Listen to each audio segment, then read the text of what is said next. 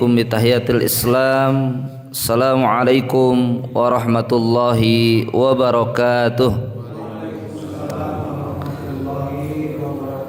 Alhamdulillahi rabbil alamin. Nahmaduhu wa nasta'inuhu wa nastaghfiruh wa na'udzu billahi min syururi anfusina wa min sayyiati a'malina. May yahdihillahu fala mudilla lahu wa may yudlil falan tajida lahu waliyan mursyida. Asyhadu an la ilaha illallah fala mu'aqqiba li hukmihi wa la radda li qada'ihi wa asyhadu anna Muhammadan abduhu wa rasuluh addal amanah wa ballagha risalah wa nasaha lil ummah wa kashafa bihil ghummah wa jahada fi sabilillahi haqqa jihadihi wa huwal ummiyul ladzi 'allamal muta'allimin wal faqirul ladzi ba'atsal amana fi qulubil ya'isin wal yatimul ladzi qada hadhihi safinatil basyariyah min muhitiha ila syatillahi rabbil alamin. Wa nusalli wa nusallim ala sayyidina wa habibina wa imamina Muhammadin sallallahu alaihi wasallam wa ala alihi wa ashabihi wat tabi'in wat tabi'it tabi'in ila yaumina hadza bi ihsanin ila yaumiddin. Allahumma ij'al jam'ana hadza jam'an marhuma wa tafarruqana bihi min ba'dihi tafarruqan ma'suma wa la taj'al fina wa la minna syaqiyya wa la mahruma bi rahmatika ya arhamar rahimin. Jamaah bapak-bapak yang dirahmati oleh Allah Subhanahu wa taala, puji sinareng syukur kehadirat Allah Subhanahu wa taala atas segala kenikmatan yang tidak terhingga kepada kita semuanya, dan terutama kita bisa duduk bersama dalam majelis taklim dalam rangka kita terus meningkatkan kualitas kita di hadapan Allah Subhanahu wa taala. Semoga amalan kita diterima oleh Allah Subhanahu wa taala dan menjadikan ini adalah wasilah kita ke surganya Allah Subhanahu wa taala. Hadirin jamaah yang dirahmati oleh Allah Subhanahu wa taala, pada kesempatan kali ini kita masih diberikan kenikmatan oleh Allah Subhanahu wa taala untuk menggali ilmu Allah Subhanahu wa taala yang maha luas. Karena kalau menurut Imam Asy-Syafi'i, beliau mengatakan bahwasanya al ilmu arba'un fi arba'in. Ilmu itu 4/4. Idza dakhalan nas fi rub'il awal faqala ana a'lamun nas. Jadi menurut Imam Syafi'i bahwasanya ilmu itu 4/4. Kalau seseorang masuk ke 1/4 pertama, maka dia akan mengatakan ana a'lamun nas. Maka saya merasa paling hebat, paling berilmu di antara yang lainnya. Ini baru masuk 1/4 pertama. Wa idza dakhala ar-rub'u tsani, ketika masuk di 1/4 yang kedua, faqala annahu fatahu syai'un minal ilmi, maka dia akan mengatakan geuning urang teh katinggalieun tina ilmu teh. Ketika masuk ke 1/4 kedua, ketika udah masuk ketiga 1/4 ketiga, faqala annama fatahu aktsaru mimma akhadha, baru nyadar tah. Udah masuk ke 1/4 ketiga mah dia akan berkata bahwasanya ternyata yang ditinggalkan lebih banyak daripada yang diambil dari ilmu teh.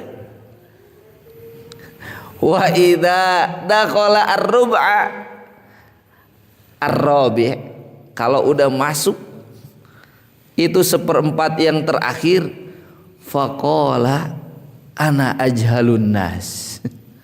Kalau udah masuk seperempat yang terakhir, maka dia akan berkata, saya ini orang paling bodoh di antara manusia. Kita tinggal tengok saja, ada di posisi mana sekarang. Kalau baru duduk wae paling isi nama jauh, mual jauh cenah. Bakal apal cenah gitu kan. KHD berarti kita baru masuk ke ar-rubul awal. Baru masuk ke gitu kan, berarti kita ada di posisi yang seperempat pertama. Kalau udah masuk seperempat kedua saja, ternyata nu katinggalin teh banyak geningan dina ilmu teh. Masuk ketiga mah, aduh kita teh belum ada apa-apanya. Yang diambil teh ternyata hanya sedikit saja daripada yang tidak diambilnya dari ilmu itu. Kalau udah masuk ke seperempat keempat, itu mengatakan bahwasanya aku ini paling bodoh di antara manusia. Duka tah ayeuna posisi orang di mana? Kita tinggal tengok saja posisi kita ada di mana. Minimalnya ya kalau kita datang ke majelis ilmu, kita berarti ingin mengisinya. Berarti kita ingin mengecasnya kembali. Ya minimal di bagian nomor 2 gitu kan. Ini masuk mual di nomor hiji teuing gitu. Kemudian yang selanjutnya, ilmu ini juga ini kalau tidak dipegang, dikuatkan. Ya kalau dulu mah anak-anak kecil kan biasanya al ilmu itu soidun wal kitabatu qaiduha. Ilmu itu seperti binatang buruan dan tulisan itu yang akan mengikatnya. Ari bapak-bapak mana tos harebat gitunya. Teu kudu ditulis gitunya. Mata lamun geus ngaburu teh geus beunang teh lalu pasan deui gitunya. Nah, enggak apa-apa, minimal kita ada yang masuk dulu. Nama buruan teu diburu komo gitunya. Nu ngiketna enggak ada. Tos rugi segala rupana gitunya. Nah, minimal ayeuna mah aya buruanna heula gitu kan. Urang buru heula ya ilmuna gitu kan. balik ke imah cenah gitu kan. Tah ayeuna urang minimal ikat ku doa, urang apalkeun sami-sami. Hayu gitu kan. Doa ngarah encer gitu kan hafalana, ngarah cepet pahamna. Kumaha doana? Allahumma, sok cobi urang sasarangan. Allahumma akrimni bijaudatil hifzi wa sur'atil fahmi warzuqnil hikmata wa ma'rifatal ilmi wa thabatadz dhihni wal aqli birahmatika ya arhamar rahimin. Duka doa nage apal henteu gitu nya. Allahumma akrimni bijaudatil hifdi, ya Allah muliakanlah aku dengan bagusnya hafalan. Allahumma akrimni bijaudatil hifdi wa sur'atil fahmi, dan di cepatnya pemahaman. Wa sur'atil fahmi warzuqnil hikmata, dan karuniakanlah kepadaku adalah hikmah. Wa ma'rifatal ilmi, dan juga ma'rifat ilmu. Wa thabatadz dhihni, dan kekokohan otak. Wal aqli, sama pikiran, akal. Wal aqli bi rahmatika ya arhamar rahimin, dengan rahmatmu ya arhamar rahimin. Nah, semoga dengan tadi doa itu kita teh minimal hafalna kuat. Terusnya juga cepat memahaminya.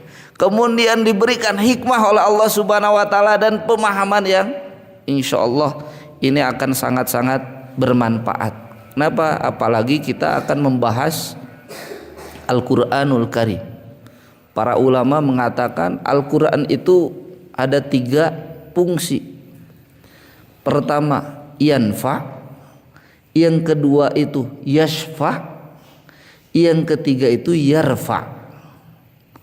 Yang pertama Al-Quran itu adalah yanfa. Yanfa itu Al-Quran enggak ada sedikit pun itu ngemadorotkan kita. Justru dengan Al-Quran itu akan memanfaatkan kepada kita.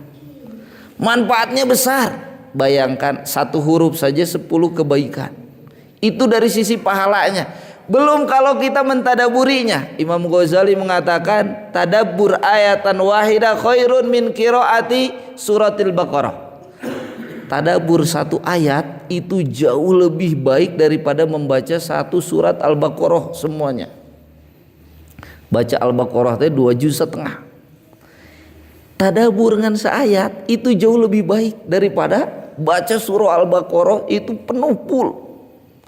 Ini ketika kita itu mentadaburinya. Lebih dari itu mengamalkannya. Masya Allah. Itu ketika kita mengamalkan nilai-nilai Al-Quran, berarti kita khuluq kita sama dengan akhlak Rasulullah Sallallahu Alaihi Wasallam.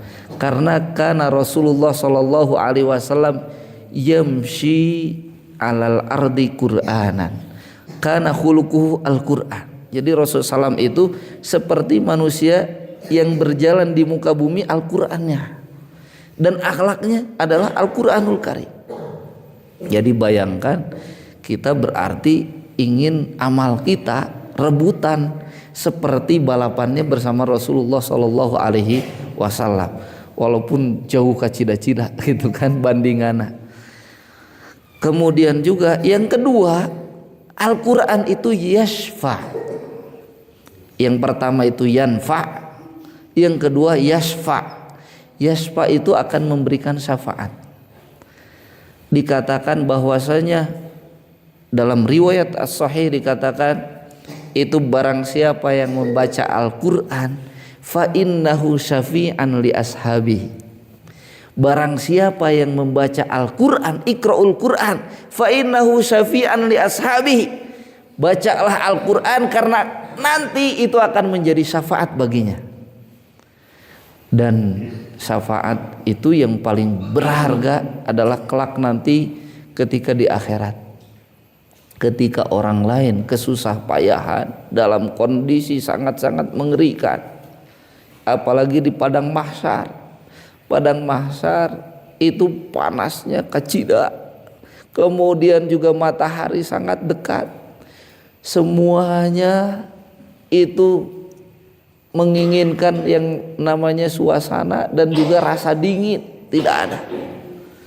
Tapi ahlul Quran bisa jadi nanti akan mendapatkan syafaat dari Allah Subhanahu wa taala.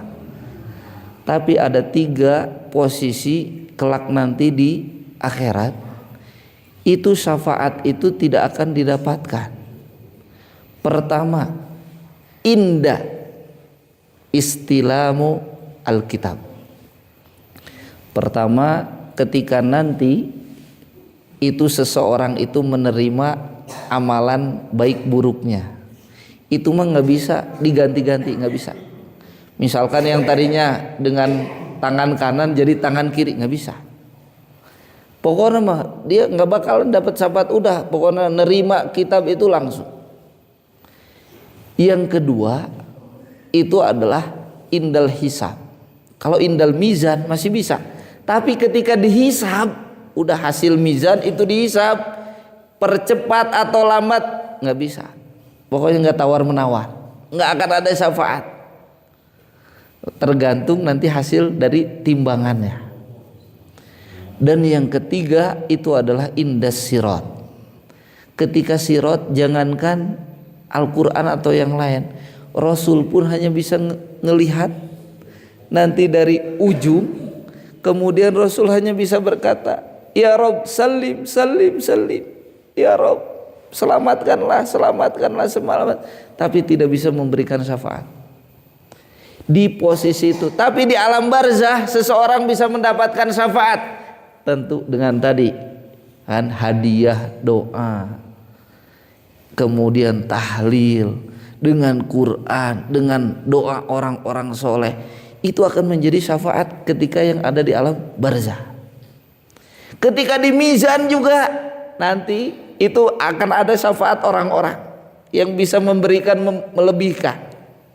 Kemudian di neraka juga ada yang nanti mendapatkan syafaat kemudian diangkatnya. Tapi di 3 posisi tadi itu susah akan mendapatkan syafaat. Di padang mahsyar itu masih mendapatkan syafaat. Maka semoga kelak nanti kita diberikan syafaat oleh Allah Subhanahu wa taala, dan syafaatul uzma yang diberikan oleh Allah Subhanahu wa taala tiada lain adalah syafaat dari Kangjeng Nabi Muhammad sallallahu alaihi wasallam. Hadirin yang dirahmati Allah Subhanahu wa taala, jemaah, para thalabul ilm, para penuntut ilmu keun gitu kan.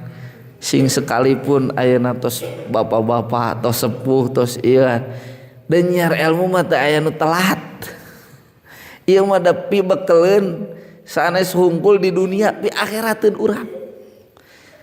Kita bukan berarti lebih pintar, lebih berilmu, tidak. Karena ingin menjalankan sabda Rasulullah sallallahu alaihi wasallam, ad-dinun nasihat. Agama itu intinya itu dinasehat. Kalau hilang nasihat, maka berarti kita tidak bisa menjalankan agama itu sendiri. Kemudian apalagi idzastansohaka fansahu. Apabila diminta nasihat, maka kita harus memberinya. Ini bagian dari tanasuh atau juga tawasau bil birri wa tawasau bil haq. Itu kemudian di sekarang ini kita akan membahas surah Al-Fatihah ayat yang terakhir. Alhamdulillah udah ayat yang terakhir. Pokoknya menu awal 2, 3, 4, 5, 6 terus beres we dianggap gitunya. Tos paham we. Ayeuna bagian terakhirna we keun we orang simpulkeun tah aya kesimpulanna gitu kan. Terakhir itu adalah siratal ladzina an'amta 'alaihim ghairil maghdubi 'alaihim waladdallin.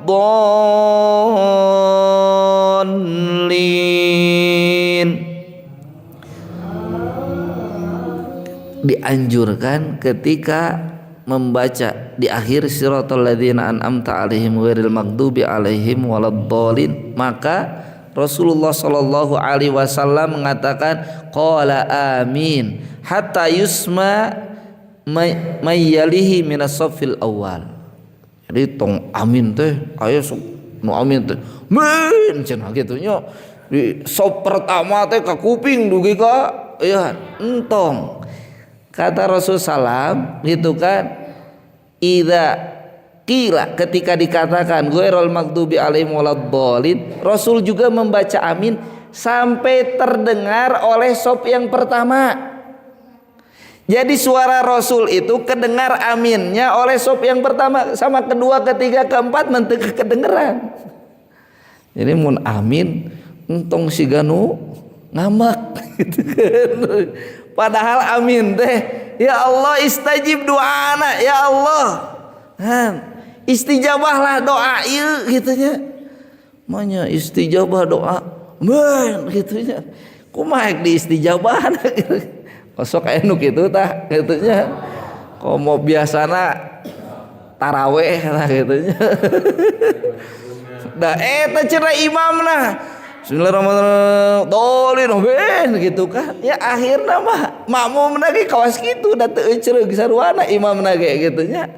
Tapi ketika imamnya tenang, ghairil maghdubi alaihim waladdallin, amin. Wal mungkin gitu makmumna gitu kan. Itu juga imam tuh pengaruh pisan itu. Ini maka itu nanti kita bahas sebetulnya hukum imamah itu, hukum imam sholat itu ada hukumnya, termasuk syarat jadi imam gitu kan, ada hukumnya. Nah, kita mah lah pokoknya mah pang bagusna suara atau bahkan pangsepuhna gitu nya. Jadi imam teh pangsepuhna sanes nu ngora-ngora gitu nya. Padahal kata Rasulullah SAW, ahakkuhum bil imamah aqra'uhum wa in kana fil qira'ah sawaun fa afqahum bi sunnati Rasulillah wa in kana fi sunnati Rasulillah sawaun fa gitu kan awwaluhum hijratan wa in kana fil hijrah sawaun. Kemudian fa akbaruhum sinnan. Jadi ada 4 kategori jadi imam tuh. Itu urutannya itu ini yang sebenarnya adalah yang pertama ketika jadi imam, pilihan jadi imam itu adalah aqra'uhum bi kitabillah. Aqra'uhum para ulama mengatakan bahwasanya paling paham dan juga paling banyak hafalan Qur'annya.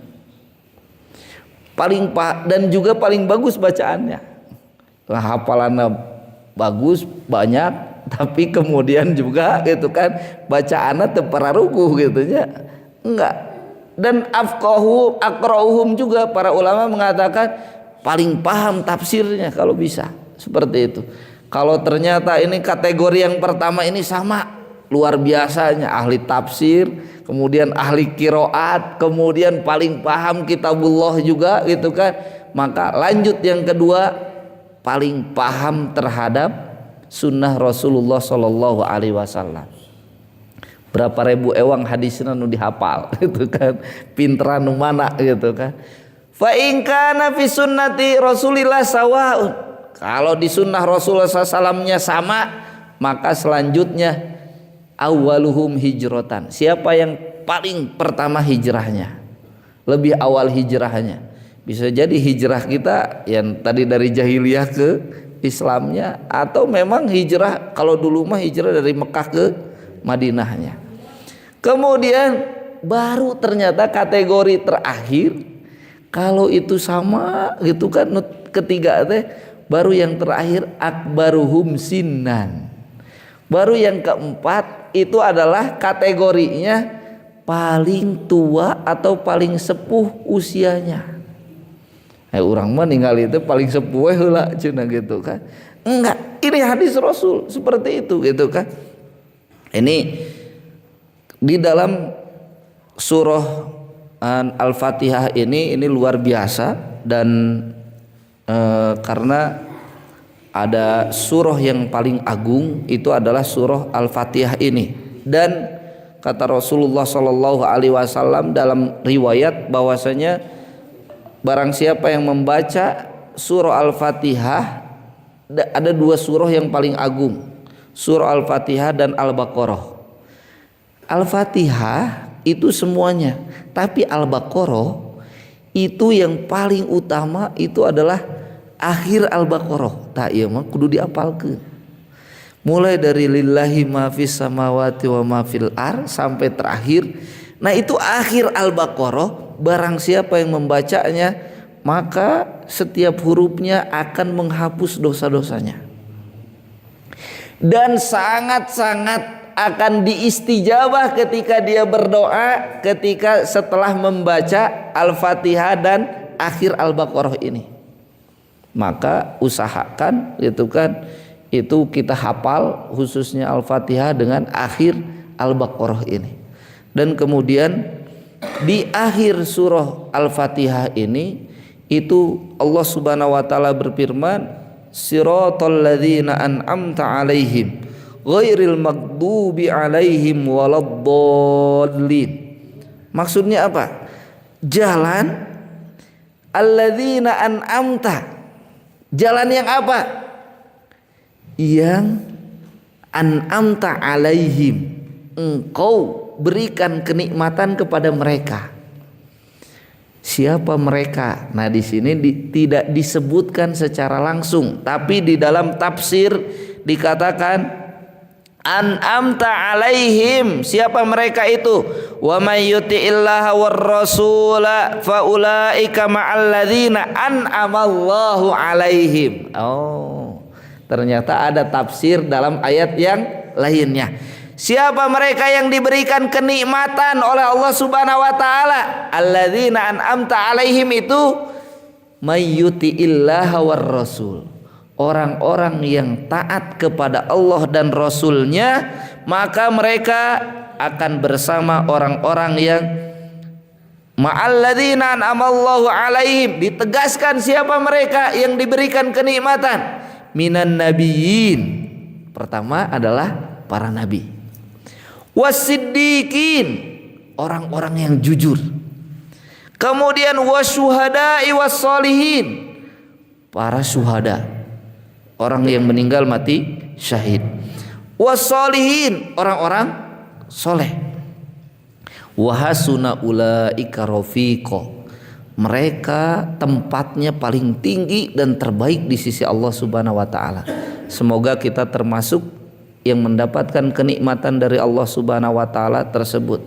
Maka ini jangan sampai ketika kita membaca Al-Fatihah tapi tidak memaknai, padahal ihdinas siratal mustaqim siratal ladzina an'amta alaihim ghairil maghdubi alaihim waladdallin. Itu adalah inti dari membaca kita Al-Fatihah. Apa itu intinya? Kita meminta doa kepada Allah Subhanahu wa taala agar berada dalam jalan yang lurus.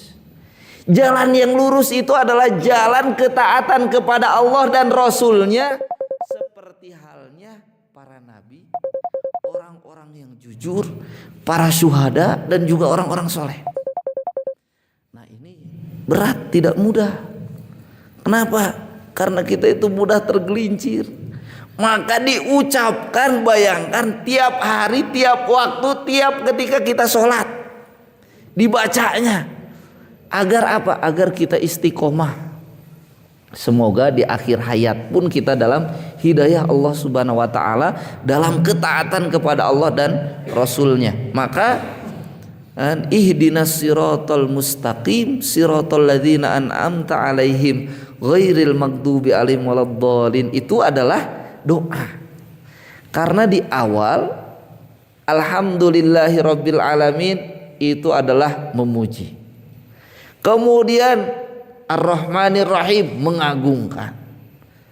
Maliki yaumiddin itu lebih mengagungkan lagi. Iyyaka na'budu itu pengagungan juga sama.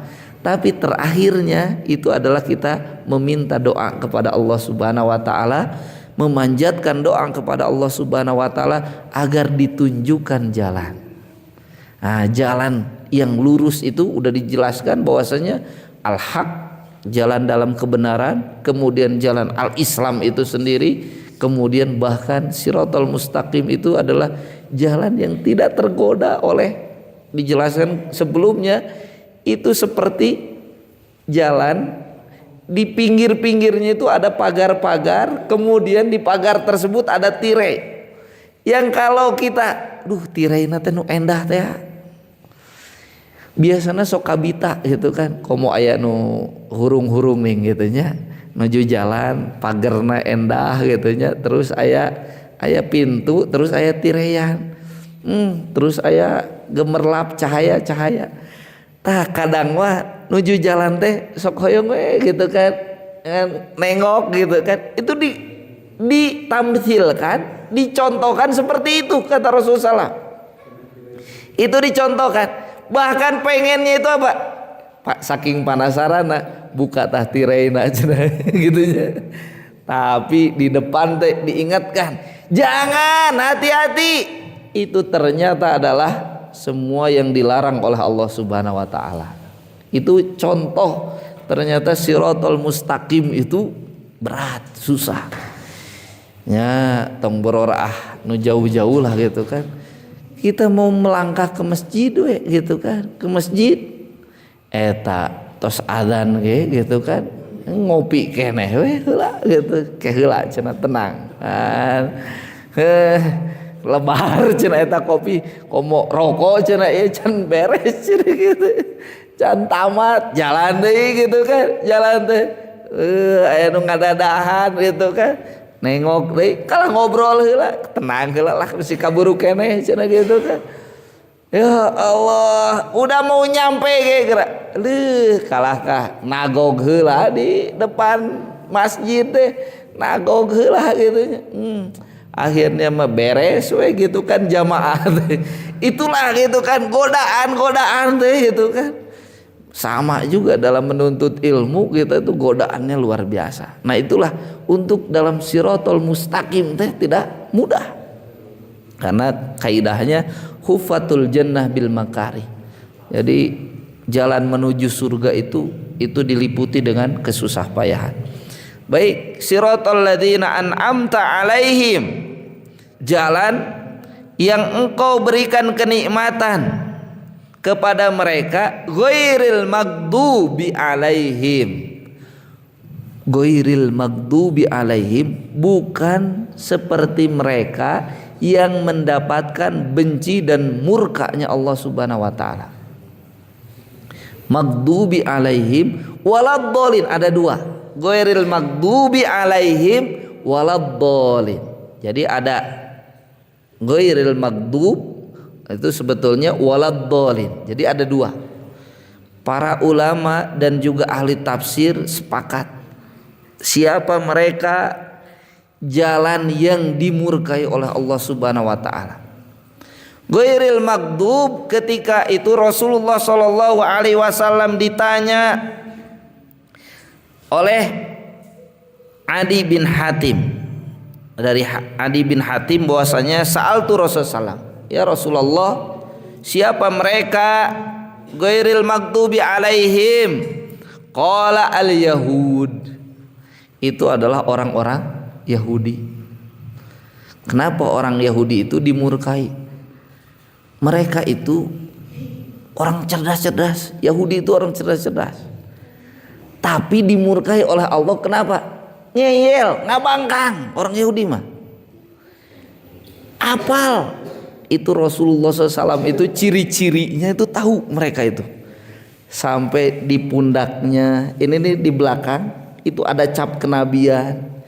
Kemudian juga Rasul itu, Rasul terakhir itu tidak akan menerima tidak akan menerima sedekah, tapi yang akan diterima adalah hadiah. Diuji itu, sampai diujinya oleh mereka itu. Benar, Rasul hanya menerima hadiah tapi tidak menerima sedekah. Kalau ada datang ke Rasul, ini diuji langsung, datang ke Rasul, ya Muhammad, hadhihi sedekah, ini sedekah, kata orang tersebut. Rasul menolaknya, kami tidak menerima sedekah. Kemudian datang lagi besoknya, datangnya, ya Rasulullah, ya Muhammad, ini adalah hadiah. Hai Muhammad, ini hadiah. Kalau hadiah diterima.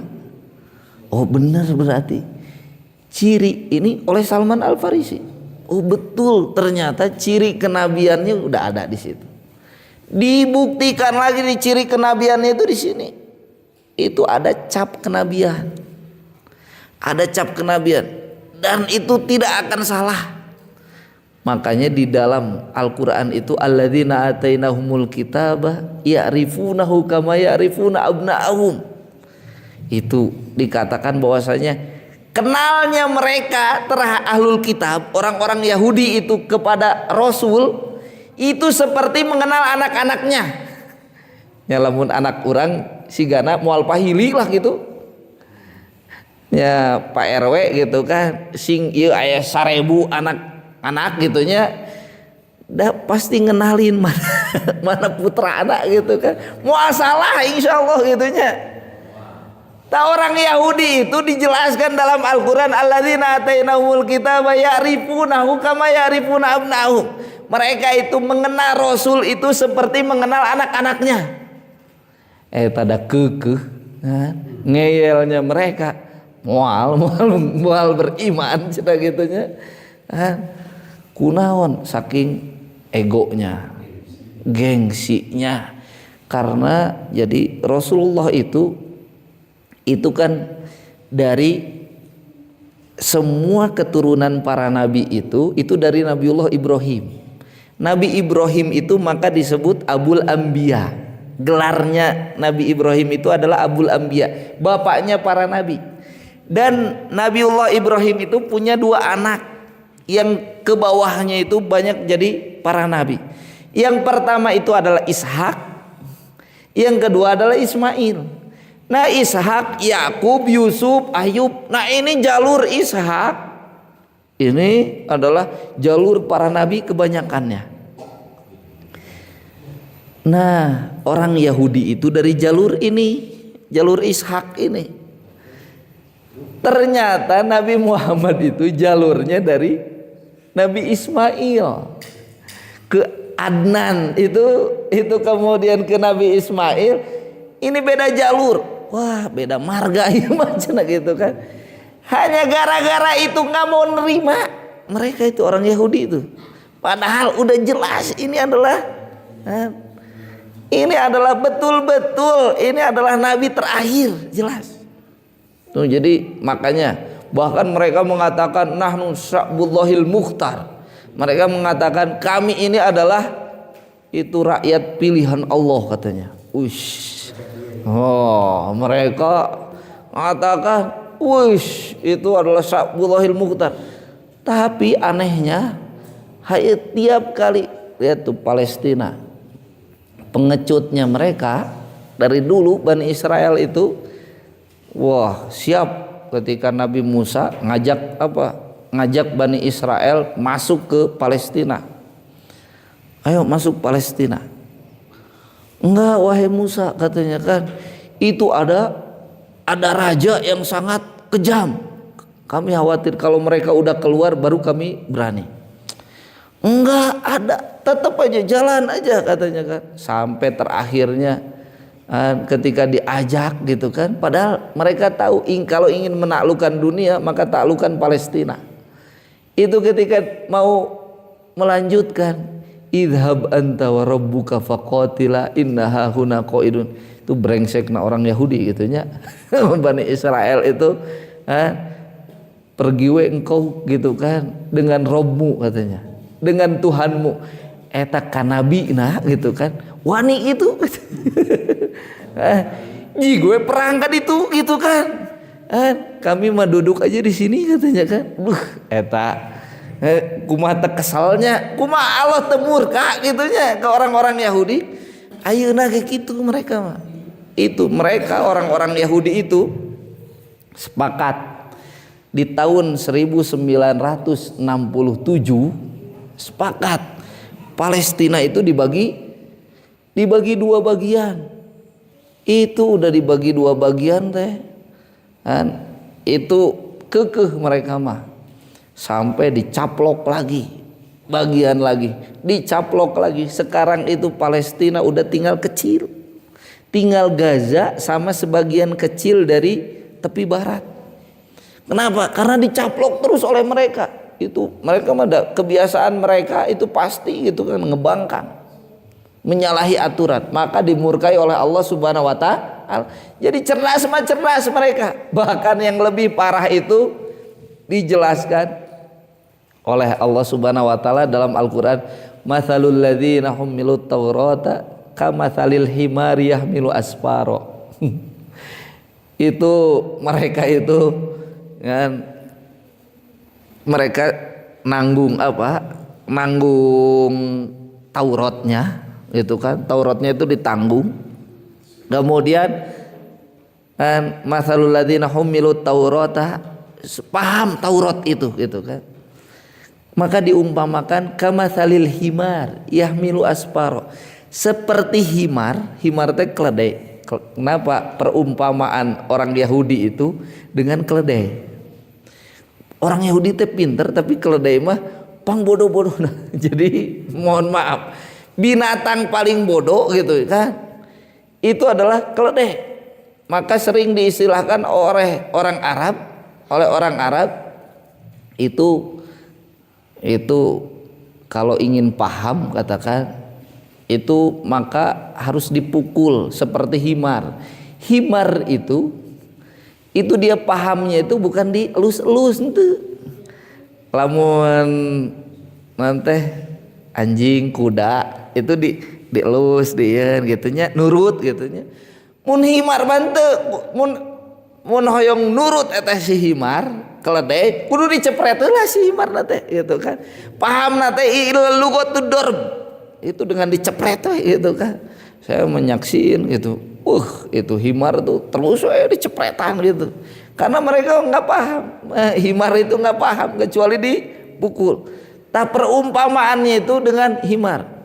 Himar mah udah gitu karakternya buruk, suaranya juga buruk. Inna angkarol aswat la sautul hamir, dalam Al-Quran juga sama.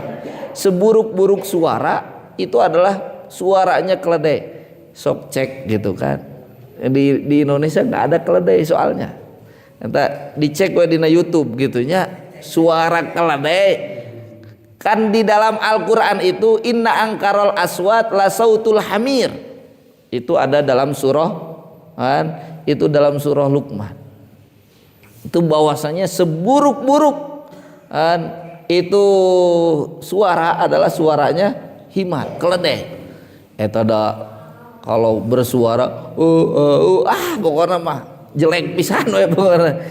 Silakan we cek gitu nya. Kuda mah bagus. Keren kuda mah. Tapi himar itu kalau udah bersuara aduh kana mah. Tah jadi anu suarana goreng patut seperti suara himar gitu nya.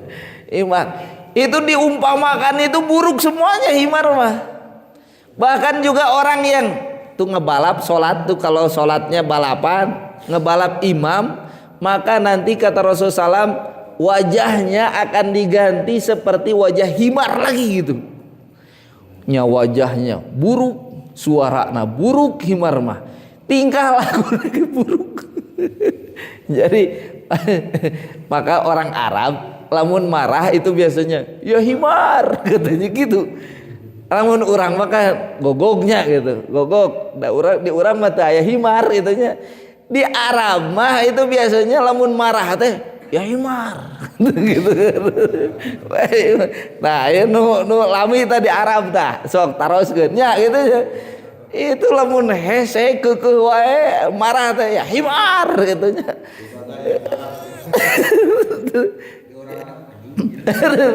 Di urang mah apalna gogog hungkul gitunya di urang mah. Padahal nu leuwih parah naon himar gitu. Itu kemudian siratal ladzina an'amta 'alaihim ghairil maghdubi 'alaihim waladdallin. Maka orang Yahudi itu dimurkai oleh Allah Subhanahu wa taala. Karena apa? Karakterna ngeyel, hese, ngebangkang. Tapi waladdallin siapa kata Rasulullah SAW? An-Nasara. Orang Nasrani. Kenapa Nasrani? Itu mereka emang orang-orang sesat. Waladdallin itu adalah dan juga bukan termasuk orang-orang yang sesat. Kenapa dimasukkan orang sesat? Orang Yahudi mempaham Allah itu satu gitunya. Mengenal rububiyah. Eta dan Nasrani mah gitunya. Aya Tuhan teh satilu-tilu. Aya Tuhan Bapa, aya Tuhan gitu kan, aya Roh Kudus gitunya. Aya Trinitas gitu kan. Kabayang rebutan we eta Tuhan teh gitunya. Nu hiji kudu kieu heula cenah ieu bencana di dieu rebut sigana teh gitu kan paribut we terus gitu kan Tuhanna. Itu matak disebutnya bolin. Mereka itu termasuk golongan orang-orang yang sesat.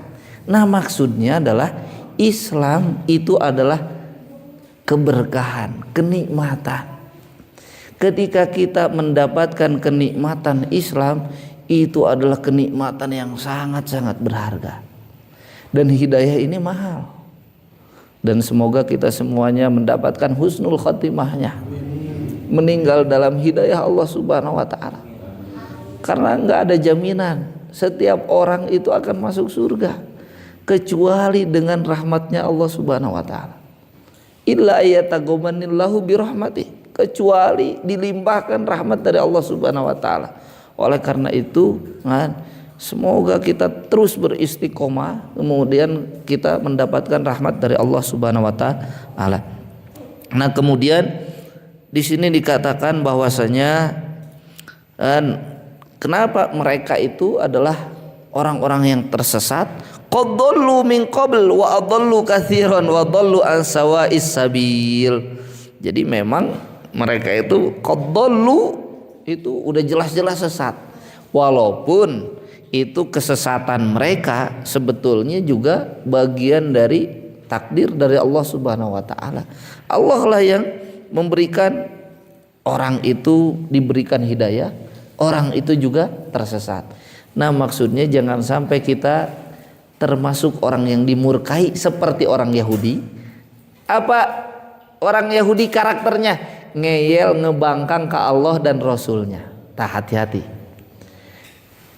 Yang kedua, kita agar terhindar dari tersesatnya orang Nasrani. Apa orang Nasrani tersesatnya? Adalah menyekutukan Allah. Paling sesat itu adalah menyekutukan Allah. Orang percaya kene ka kuburan ketimbang kanu hirup gitu nya.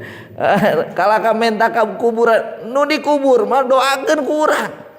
Minta maka Allah, bukan minta ke kuburan. Nah, kalau kita mintanya ke kuburan berarti menyekutukan Allah. Ya, ziarah silakan dan itu diperbolehkan, bahkan sunnah Rasul ziarah itu. Tapi ketika kita minta ke kuburan, hati-hati eta mah, itu kan. Ini mah bagian dari kesyirikan. Ini harus saklek bab ini, gitu kan. Seperti itu. Kemudian jangan sampai kita menyekutukan Allah Subhanahu wa taala dalam kehidupan kita. Lamun keur loba duit mah Masya Allah rajin sholatna. Teu boga duit, males sholat kayak gitu kan. Jadi sholatnya karena duit akhirnya mah gitu kan. Nu leuwih parah gitu kan. Kita lebih disibukkan dengan harta ketimbang ibadah dan minta kepada Allah Subhanahu wa taala. Kalau menurut ahli tasawuf itu hakikatnya kita itu sekarang hidup kita di dunia ini adalah sedang mati. Kenapa? Karena hidup yang sebenarnya adalah setelah kematian. Jadi kita ingin mencari kehidupan yang abadi atau kehidupan yang sementara. Padahal hakikatnya ini adalah kematian kita itu. Ya, hanya sebentar saja. Kenapa? Karena kehidupan yang hakiki itu adalah kelak nanti di akhirat. Hidup yang abadi yang panjang. Cuman seringnya kita terkecoh. Ari piduiteun mah wah diudangna ge kacida. Tapi pi akhirat nyantai we gitu nya. Sok we gitu nya. Ayeuna ngaos gitu kan sing gratisan ge meni hararese da gitu nya. Tapi amun konser gitu kan, mayar 1 juta ge gitu nya, ninggalkeun salat eta tadi. Parinuh tingali kiranya konser gitu nya. Allahu Akbar. Itulah ternyata gitu nya waladhdallin, prakteknya juga tidak mudah. Prakteknya agar kita tidak menyekutukan Allah, agar kita tidak tersesat, itu tidak mudah ternyata. Walaupun kita seorang mukmin, apakah kita termasuk orang-orang yang akan diberi nikmat seperti para nabi, para syuhada, kemudian juga orang-orang yang jujur dan mereka orang-orang yang soleh, atau ternyata kita tergelincir dengan karakter orang-orang Yahudi dan juga orang-orang Nasrani. Wal iyadu billah. Semoga kita diberikan keistiqomahan oleh Allah Subhanahu wa taala dan kemudian kita diberikan kenikmatan oleh Allah Subhanahu wa taala, dimasukkan ke surganya oleh Allah Subhanahu wa taala. Amin ya rabbal alamin. Dan alhamdulillah akhir surat Al-Fatihah sudah selesai. Semoga ini menjadikan renungan, tadaburan buat kita semuanya. Di awal kita terus memuji Allah Subhanahu wa taala, mengagungkan Allah Subhanahu wa taala, kemudian kita meminta agar kita diberikan hidayah oleh Allah Subhanahu wa taala dan keistiqomahan, dan kita jangan sampai tergelincir seperti mereka orang Yahudi dan Nasrani. Jazakumullah khair, kurang lebihnya mohon maaf. Udah jam 9 lebih, kurang lebihnya billahi taufiq wal hidayah. Assalamualaikum warahmatullahi wabarakatuh. Mangga bila patarosan teh ya cekap.